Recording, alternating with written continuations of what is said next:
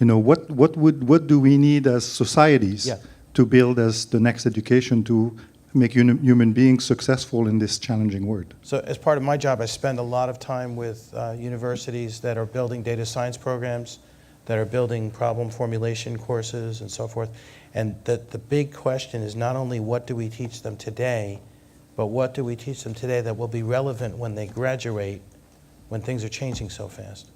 And one of the things I say is if I look at the program and I see you teaching the tools of data science, I don't want to start listing a bunch of products, but we all know what they are, right? Those environments and those tools are necessary but not sufficient, and they will probably change by the time those kids graduate. So they need something because you have to be able to work with data, but that is not data science, right? Data science is thinking like a scientist, understanding the environment, asking a good question, picking a method because it's the best method, not the one you know, not just using an open source tool, understanding what the preconditions might be in order to use it.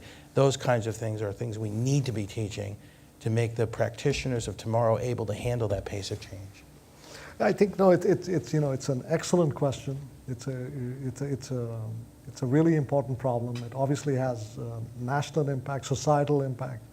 I think in the context of the workplace too, it has a tremendous implication because to scale, you need people who are able to adapt to change and able to work with the newer systems and so forth. And